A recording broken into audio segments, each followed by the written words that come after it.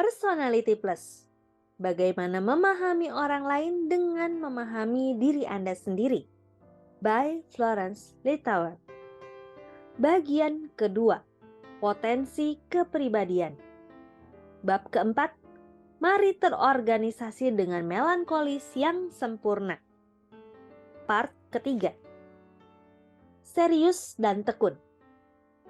Orang melankolis sempurna adalah orang-orang serius yang menetapkan tujuan jangka panjang dan hanya ingin melakukan apa yang mempunyai tujuan abadi.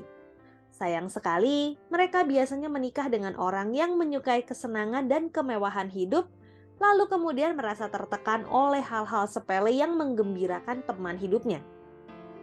Ketika anak perempuan kami Lauren baru saja menikah, dia pergi bersama saya mencari rumah untuk dibeli. Kami sebenarnya tidak peduli apakah kami langsung akan menemukannya. Mencarinya saja sudah menyenangkan. Setiap rumah paling tidak punya beberapa cacat utama. Dan lewat tengah hari saya hampir-hampir tidak bisa menunggu untuk memberitahu Fred tentang bangunan-bangunan buruk yang telah kami lihat. Saya masuk ke kantor bisnisnya dan duduk untuk menyampaikan cerita-cerita menarik yang saya kumpulkan hari itu juga. Sementara saya terus menceritakan perincian yang mempesona, Fred mengajukan pertanyaan yang dimaksudkan untuk menembus jantung persoalan dan membuat ocehan saya terhenti. Apakah Lauren membeli rumah? Saya tidak ingin menjawab pertanyaan itu, karena dengan demikian saya tidak lagi bisa dalam kesadaran yang baik untuk meneruskan cerita saya. Ya, apakah mereka membeli rumah? Tidak sih, tapi tidak, tanpa tetapi. Aku tidak punya waktu di hari yang sibuk ini untuk mendengarkan penjelasan panjang lebar tentang semua rumah yang tidak akan mereka beli.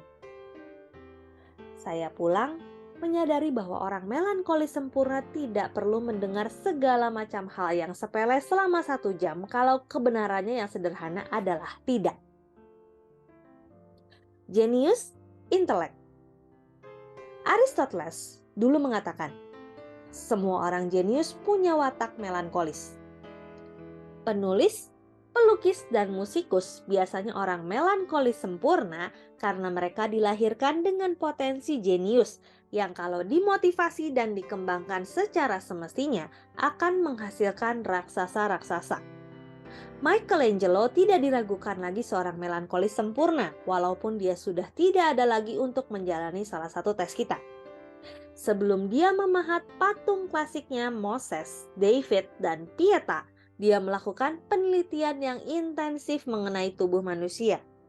Dia pergi ke kamar mayat dan dia sendiri membedah mayat untuk mempelajari otot dan urat.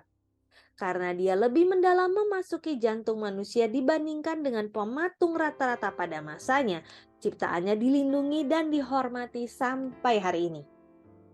Seandainya saya diberi pelajaran memahat patung, saya pasti akan memotong-motong marmer dengan sekuat tenaga dan dengan cepat memahat segala-galanya yang tidak mirip dengan David.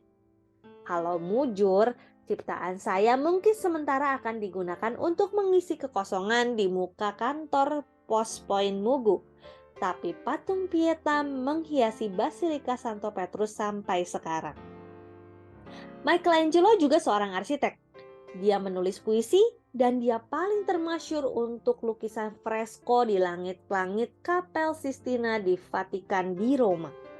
9 adegan dari kitab Kejadian ini baginya memerlukan waktu 4 tahun untuk menyelesaikannya dengan berbaring melentang setinggi 70 kaki di atas tanah.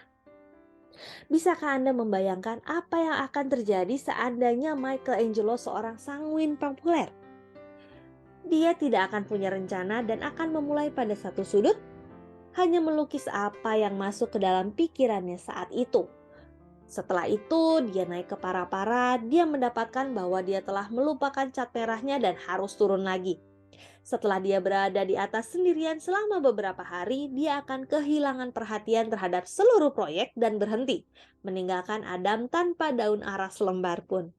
Tapi Michelangelo adalah seorang melankolis sempurna dan dia dikenang sampai hari ini sebagai salah satu jenius kreatif yang paling besar sepanjang masa. Kalau Anda seorang melankolis sempurna, Apakah Anda telah melakukan yang sebaik-baiknya untuk mengembangkan kemampuan bawaan Anda? Demikian Personality Plus bab keempat bagian ketiga. Saya Roswita Anggraini, sampai jumpa di bagian selanjutnya. Terima kasih.